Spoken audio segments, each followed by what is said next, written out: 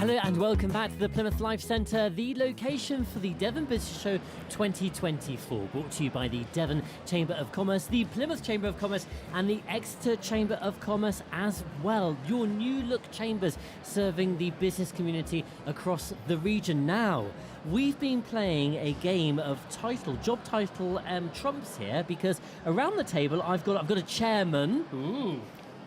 I've also got a county administrator as well. Now, I think that sounds quite cool, actually. Do you? Yeah, county administrator. I think that trumps the chairman. Well, definitely. Yeah, absolutely. definitely.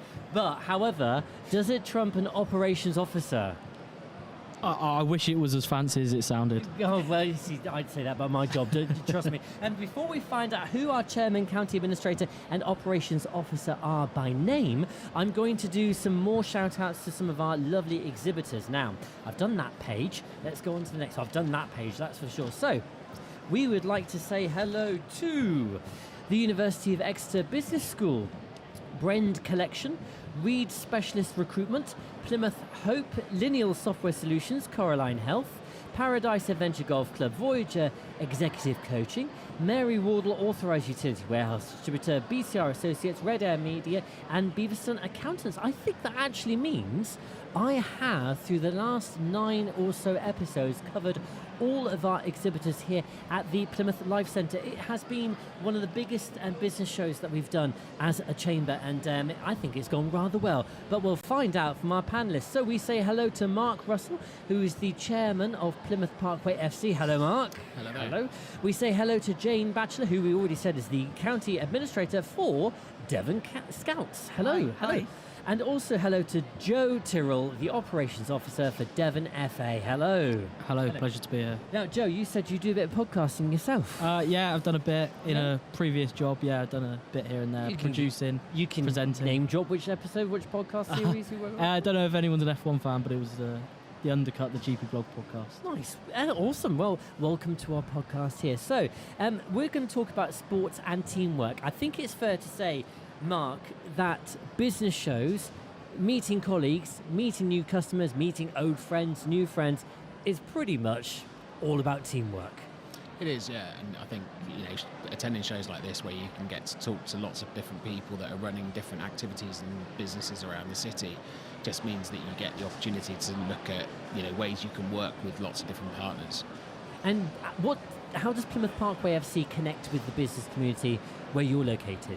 Yeah, so we work with the business community from partnerships in terms of sponsorships that businesses can do with us, facilities as well. We've got various different business events, facilities that they can hire out for business meetings, presentations, or just parties. So we've got lots of different availability for functions and things like that. So. Mm-hmm. And Jane, Devon Scouts, yes. You're here at the business show. Why is this an important event for you? Yeah, it's something we're trying that's quite new, really. We've tried all sorts of things, and social media isn't really working for us anymore. So we decided getting out in the community, face-to-face interaction is the way forward. Why we're here today, a bit like Mark was saying, looking for partnerships, looking for a little bit of sponsorship maybe. We're a registered charity.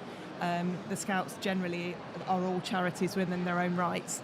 But yeah, we're also desperately short of volunteers. So I've been trying to sort of coerce people into becoming volunteers for the Scouts as well. And making these connections basically comes down to meeting people, doesn't it? Absolutely, yeah, and it's great to meet people. Great to talk about what you do. So yeah, it's great. Fantastic. And talking about what you do, so operations officer at Devon FA Football Association. Football, it's all about teamwork, isn't it? Yeah, it is. And everybody seems to think when they think of football, they think of the FA, they think of England, they think of 11v11 men's football on a Saturday afternoon. But in reality, it's much more than that. We cover well over 600 clubs, and sort of teamwork, we call it the Devon football family. It's one big team. We're here to support them. Without them, they support us. So yeah, we cover a whole host of people, a whole host of demographics, and so it's sort of, we are one big team at the Devon football family. I must admit, I'm from a family that has both professional and semi-professional footballers within it. I've got an former England cap, ladies football team, a former Lioness. two members of Plymouth Argyle ladies, another male football player. I know absolutely nothing about football. I somehow fell out the other side of the family pond and just like never got into football as a sport. Kickboxing, yeah, which is very random, I'm sure you'll agree.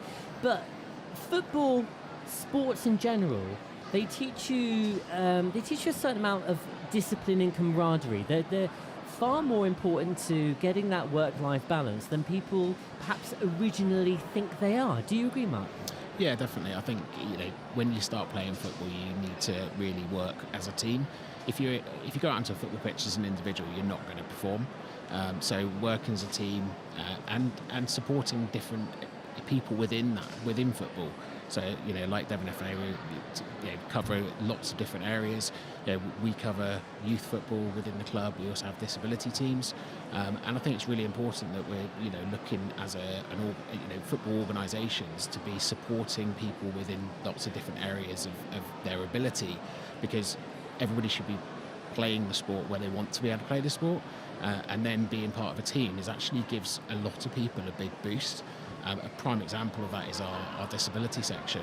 They came to our club a few years ago. We welcomed them into the football club, and we're really keen to have them involved in the club. And just things like me talking to them on a match day, they go away saying the chairman spoke to me today. And now those lads, there's 10 of them come to every game. Are you sure that's how they say it? No, oh my word, the chairman.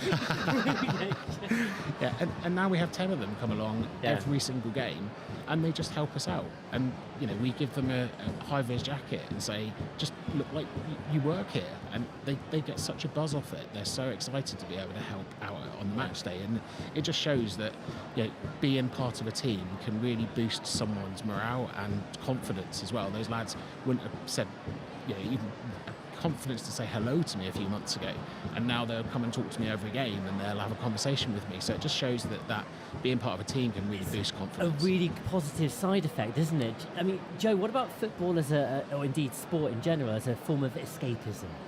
Yeah, it's probably the most accessible tool for mental health, you could argue, for escapism. It's so important that these opportunities and these places are easily accessible, because without them the world would be a poorer place. Absolutely. Really, like it's just as simple as that. Jane, Devon Scouts, I connect Scouts with when you're a little un and you kind of learn some lifelong skills. Is that still what Scouts is all about? Yeah, our hashtag is Skills for Life, so Uh-huh. you've got that absolutely spot on. Yeah, and obviously I feel a little bit outnumbered with all the football that's going on around me here. Being a rugby fan myself, but we won't go there. So we're going to cover all the sports by the end of this interview. Okay, we're not excluding anyone. But on the teamwork side of things, I mean, obviously we're a volunteer-led organisation, and particularly with the adults, if they don't work as a team, people burn out very, very quickly, especially when you're a volunteer. You're giving maybe 2 hours a week, and that turns into 3, that turns into 4, and sooner or later it just becomes too much. So teamwork is absolutely paramount there as well. You get a good team in, everybody's got their own skills, and you put them all together, and then you've got something that absolutely works. So you say lifelong learning. That includes, I guess, leadership as well, absolutely, and teamwork, skills that you can take from being a little one into that massive world of work down there, which is literally happening in that arena behind us. That's certainly the plan. Yeah, and it's not just the traditional view of scouting that people think, of kids in little tents in fields and things like that. I mean, obviously we do still do all that, but we try and give young people the skills to go out into the big wide world and be successful. Joe, so Devon FA, you mentioned, did you say 500 football teams? About over 500 football teams, 40,000 players, 600 referees. I'm just listing numbers off the top of my head. Yeah. Football is the only sport in the entire country that is still growing. It's booming, and every little sector of our game in the county, so women's football, men's football, disability football, it's growing it's just constantly growing at a huge rate. And all this activity requires money, requires funding. Mark, I guess business connections is a key method of getting revenue into organisations like yours, like Devon FA, like all the individual sport, indeed like the Scouts as well. Yeah. Things have to be paid for by things. So, are you finding that easier or harder in the current landscape? It's a lot harder. I think businesses that in the past would put money into sponsorship haven't got that spare cash, and I think it's got even more harder the last few months. I think everybody's a little bit nervous with the upcoming budget to actually put money into something that they don't normally put it into. I think for all of us, I think across this table, we all rely so much on sponsorship to keep going, that it does make it harder, and you have to keep looking at every single penny or you're spending to see what you can do. Are there new ways of generating revenue? Are there things that you can set up within the organisation that can bring in a different source of income? And that's one of the, we've had to do at the football club. We've had to build 2 or 3 buildings to be able to, make them available to businesses to use as business venues. Because sounds like a bit of a catch-22. Yeah. So if you haven't got it, they can't buy it. If you haven't, yeah. Yeah. So it is very tricky to get sponsors on board, and I think Plymouth is quite fortunate. There are a lot of businesses that do want to get involved in sort of local sport, and I think that does help. But it is a lot harder currently. Fantastic. So I'm going to finish by asking you what you would like to the business community to do in terms of supporting clubs like yourself, various football sporting organisations, how they can try and reinvigorate the connections between business and the sporting health and well-being, sports and teamwork community. And I'm going to start with Jane, because you mentioned earlier about the need for volunteers is one of the things. Yeah, absolutely. And I mean, if I know a lot of businesses already do it, and they do allow their staff to a certain amount of days a year to volunteer. And I've been chatting to various people today about services that they might be able to provide for us. For instance, I think I've managed to get us a treasurer today, which is amazing, because we've got less and less volunteers, so we're having to get services and resources in from businesses, basically. Yeah. Fantastic. And Joe? What I'd say is, if you're an individual, similarly to Jane, we've got 500 clubs that need supporting, that need expertise, that need just any sort of support. So if you're a volunteer and want to be involved in grassroots football in the county, please, we can help you find a club to be involved with, or there are 500 clubs out there. Get out into the community, and please, because you are the lifeblood of the clubs, are the lifeblood of the community, and then you are the clubs.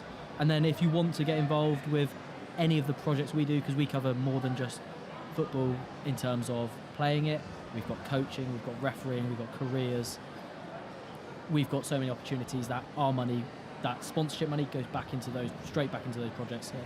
So if you do, please get in touch with me. All my contact details are on our website. Fantastic. Mark? Yeah, again, I echo that in terms of this. Volunteers are a massive part of a football club.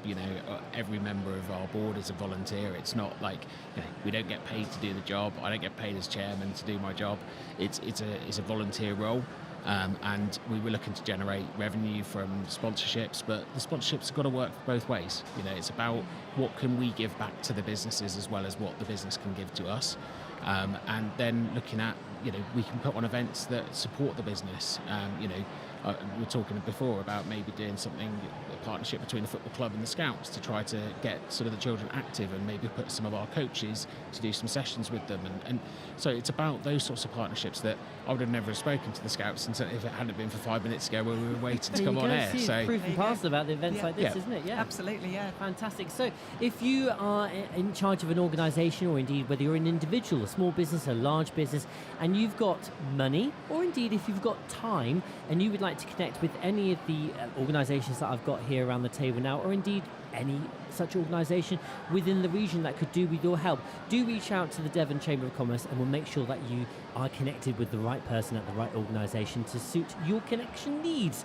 Thank you very much for listening to this episode. We've got one final episode on the way as we reflect on the Devon Business Show 2024.